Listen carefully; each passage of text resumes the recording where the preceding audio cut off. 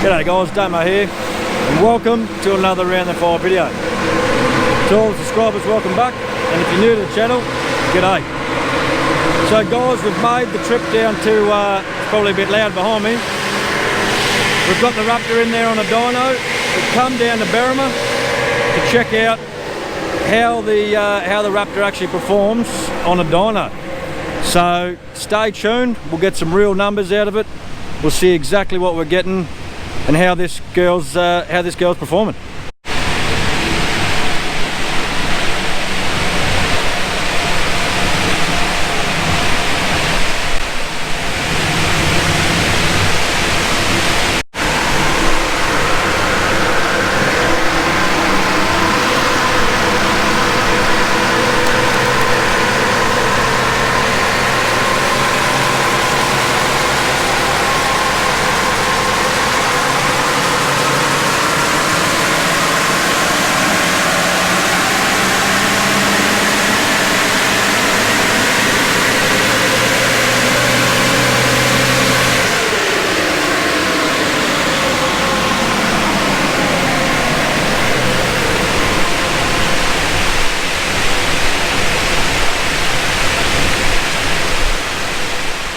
What we've got here. So I usually always say with dynoing, you want to do at least 3 or 4 runs, even maybe a bit of a setup run. I did a few runs just to get the speed, starting speed and the finishing speed of the dyno runs right.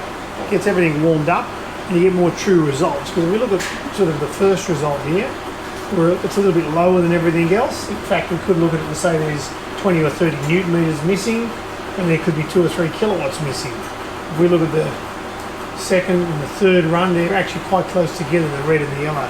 So you're always looking when you're dynoing at the information that's available and trying to get stuff that's repeatable. There's all sorts of humps and bumps in there. As long as they're not repeatable and part of a diagnostic problem, then those graphs you're looking at are the ones where they're all together.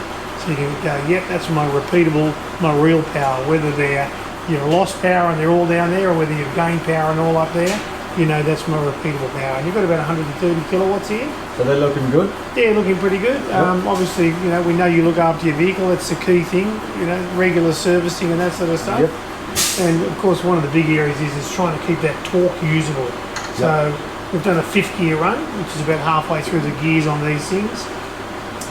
As far as the data goes, I guess, kilowatts, you'll probably usually see less kilowatts than the manufacturer puts out because they're claiming, nobody checks claim, yep, at the flywheel. All we can do is look at it at the wheel sitting on the dyno, and we know we've got big tyres and everything can affect that power. And so you get losses there. Whether there's a real number you can calculate, it really depends because there's too many variables. So all we're looking at with a dyno for really is on the day at the wheels. So the guys, I mean, these are the standard 285s, the guys going up tyre sizes to that 35s and things bigger, like that, they're going to start seeing bigger power drops. Sure. Okay, so not just for looks, you're going to lose power out of the Raptor. Yeah, correct. I mean, if you luckily you've got 10 gears, so yep, maybe if you're happy to maybe lose a gear because you're going to be geared up and the foot will be down more because you're trying to get, you know, you're losing power, so you need to put more in to get it out. Yep. With a multi-speed gearbox, yep, it's probably achievable. Going back to some of the more traditional 4-wheel drives, down to a 5-speed. Yep. I mean, you know, you really, gee, I'm just struggling all the time in top gear. Well, you've probably got to come back to 4th gear. Yep. If you're in a 10-speed box, it might shuffle around between 8 and 10 all the time. So be it, but you've got power there at the wheels by doing so. So a lot of people forget with performance and economy and everything is tyre size. It really has a big difference. It just sucks up some power, and that means you've got that footing a little bit more than you normally would. And there goes your fuel. And if you're building, like we've already discussed, I'm not trying to build a performance wagon here. I'm going for reliability, touring, something that's going to keep me there and back. You know, that's why I've come down to you guys anyway to check it out. Yeah. And guys, honestly, if you haven't been down to Berrimah Diesel, they're not that far, especially for you New South Welshmen. I've come from Queensland, so guys, make the trip. It's well worth it. It's perfect. You can see from here anyway. Call on in and say good day. I mean, it's obviously you've met us all. Yep. It's a family business here.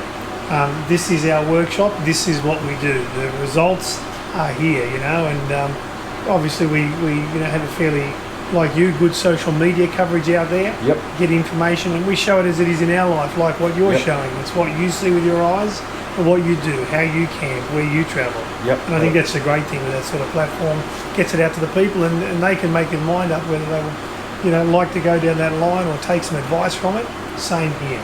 Well, I mean, if you guys have been doing this over 30 years in the business too, so I mean, if you can't trust the business that's been handed down through the ages as a family business, then who do you trust? Those kids better look after it.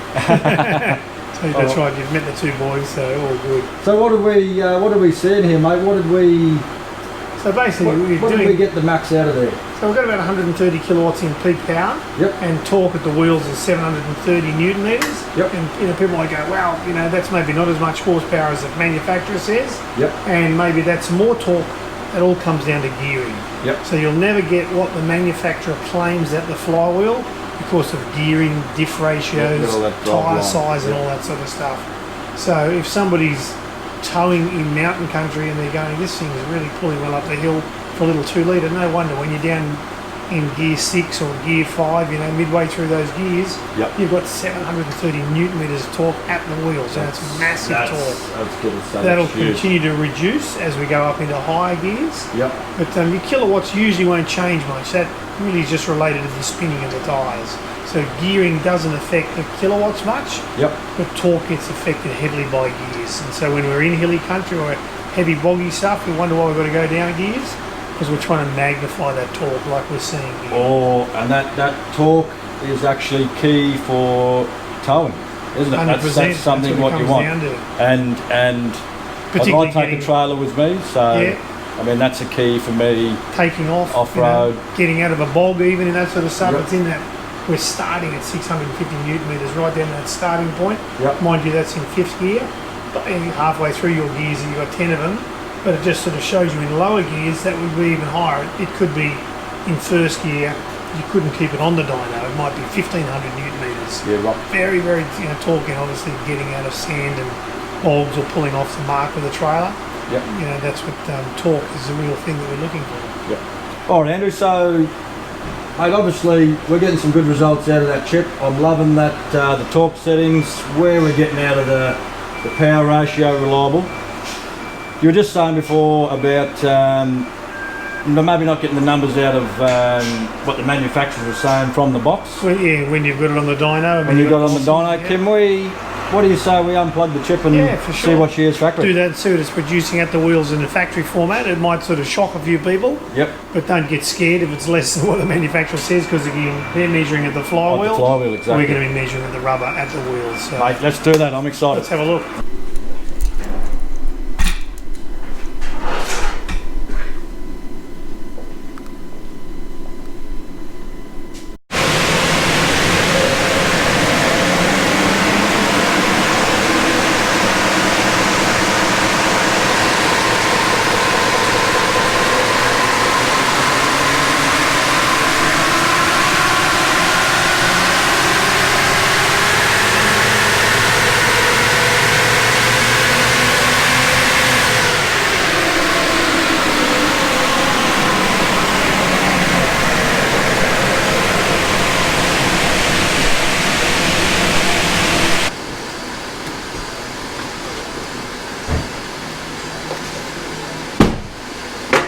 How'd we go there? Stop, Andrew.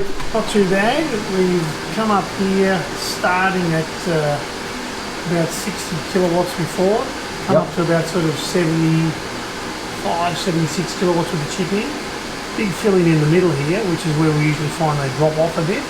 And then as we get the revs up, we're trying to pull our tune out. So we don't want a massive tune in the top end. That's where all the heat, everything sort of happens. I mean, we've got derived RPM here. It's not really exactly where the tacho would be, but it's pretty close to that. We don't have a spark plug pickup, so we're using a calculation from the rollers to estimate roughly where the RPM is. So we're pretty much up in the red line here. Factory tune's pulling back. The tune that we put in, of course, is pulling back. We're trying to, again, build up a big mid-range. So a lot of dyno graphs that we show, we usually try and grab our torque graphs and people go, oh, what about the kilowatts? Well, really in the end, we might pick up, 10 or 12 or 14 kilowatts in peak. And people, if they focus on that, might go, gee, that's not much. Yep. If we look further down, we've got a much bigger section of torque in that, kilowatts in that mid-range, but it's the torque area where we're trying to increase power from when we take off initially. So we've come up from about 550 to 650, about 100 newton meters there. More than that sort of in that mid-range in the rev range, probably getting up towards 3,000 odd RPM. Yep. And then as we get up into that top end of the range, we start pulling that tune out, because again, that's where heat, friction and everything kicks in. And if we're not driving them at high revs all the time, which is what we don't usually do with a diesel, most people not doing. We don't want that tune up in there. You know, the longevity, engine life, all those things, when you generate lots of power at the top end, it actually takes loads of energy, lots of fuel to do that. And that makes heat. And of course that eventually will suffer with engine life and everything else. The type of tuning we've been doing for a long time, we've seen coming back through here now, the sons are seeing it. They're seeing whether Dad and I did a bad job. Yep. I'm seeing whether Dad did a bad job when I came along, because we're seeing each other's work all the way through. They're seeing the old cruisers coming in since I turboed them when I was younger, you know, and they've done 300,000 since. They can see whether Dad's job was any good, because here's the proof in the pudding. So not often that sort of stuff gets tested, I'm sure, in a lot of businesses. There's a lot of workshops. It's really, you know, it's really built our ethos on what we do in tuning. Yep. And it's all about getting a good sort of low to mid-range area and then peter it out in the top end. Unless we're doing drag racing, we don't need it up the top end there. So obviously on this graph here for the guys at home, the green line, as you can see on your screen now, is the stock tune. Yep. You can see that there on the top of the graph, and the red line is the power we're getting with the chip, and the numbers coming through the centre there in the thousands. That's your RPM line where everything's working. So I mean, there's your difference, guys, on stock and with the chip. As Andrew was just saying, they're not flogging these things out. You want to get if you want to get a race truck, go to a dirty tuner. This is not what we're after, and Andrew's, I think, done exactly what I've wanted with the tune. So I mean, it's great to see the drivability and longevity. I guess is what we all want. We all want to play. But when something goes wrong, oh, I didn't want that. I really wanted this. I wanted it safe. I wanted it safe. I know. Even though I wanted those high numbers in the end, I want safety, and that's what people err on always in the end. We don't want these nice rigs blowing up. Look at the time you've taken to set it up. That's right. Blow it up, and then you've got to get another one to reset it up. I mean, it's a tow truck from the middle of nowhere is a lot of money, isn't it, Andrew? Big money. I know. That's the thing, you know. Unlike probably if we're tuning cars, and a lot of tuners have come from that car scene into the diesel scene. They go, great money in there, lots of vehicles to tune, but it's not around the corner when it breaks down. That's right. And, you know, we've been in those areas ourselves. Our customer base, we get, as we were saying during lunch there, Europeans come in, touring the world with their vehicles. Very remote Australians that they all say safe but remote. And of course the last thing we want is anything going wrong. What a problem remote. That's another little benefit too of the plug and play. If something was in question, you can easily do like we've done, turn it off, get it out of there. Stock standard Raptor again. Which means I can sort of fall back on, well, I've done everything, okay, it's still not going. What else could it be? Dirty fuel, whatever. So keeping it plug and play, keeping it simple, is what gives that reliability again and further back up. So that's very interesting. Exactly right, guys. So for us to do the tune, or for Andrew to do the tune there, or to check the dyno with the chip on, we've simply just had to go there and turn the chip off, and the car's back to standard. So that's something you can do at home, out on the tracks, out in the middle of anywhere. If you feel like there's a problem, you can simply do that yourself. And that's why I've come to these guys. I've chosen the DP chip. That graph doesn't lie. It's safe and reliable, and it's user operating. I can adjust that on my own without being a diesel tuner. So So you've adjusted up a couple of points, just you've got a little load on the back. Don't tell them that, mate. I'll tell them I keep it standard. Exactly. But just allow, you know, you've got that little bit of user-friendly, a little bit of user adjustment, which we're controlling because we're allowing you to do it with a set amount of adjustment. It's only very fine. But yeah, that ability to plug and play for a lot of people, you know, in remote areas, I mean, you've done a big suspension mod of that. If something breaks, you can't pull it off here in the middle of nowhere. At least with tuning, you can, you know, revert something back. Or a good thing, warranty. They are all new vehicles. We love our vehicles. We do want it to be warranted. If it was going back in for a service, you could of course unplug it if they do any diagnostics if car's standard. So anything can be looked at or reset back to normal. When you get it back, you can plug it back in again without upsetting the dealer and upsetting what you're trying to do to look after your vehicle. There you go, guys. I'm back home now. I've got my printout. It's on paper. The numbers are there on the dyno. If you want to see this printout, head across to our Instagram page. I'll put it up there. It's round.the.fire. What an absolute epic day down in New South Wales, down in Berrimah. Obviously I'm home now. The amount of knowledge down there at Berrimah Diesel, absolutely brilliant. I could have spent the whole month there. But guys, this was a very sought after video. I had a ton of people asking, you know, can we see the Raptor? Can we see the DP chip on the dyno? Can we see what the results are? So I hope that answered a lot of the questions there. So if you can't decipher through the video there a few of those charts, obviously you're looking, what were we talking? You're looking at about, to put it into percentages there, you're looking, and that's straight out of the box, the DP chip, just straight plugged in. You're looking at about a 20%, a little bit over 20% gain in torque, and I think the kilowatts there at the slow speeds were over 30% gains from just plugging that chip in.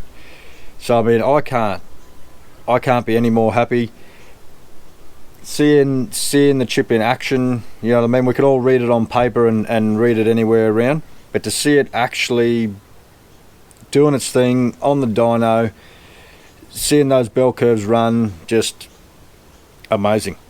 I really have to throw a big thank you out to Andrew from Berrimah Diesel for taking time out of his day to personally come and run this up on the dyno. Andrew, thanks very much, mate. That so much knowledge there, mate. I could sit and listen to everything you got to say all day long. And obviously, and Dave, thanks for tearing it up, Dave, legend.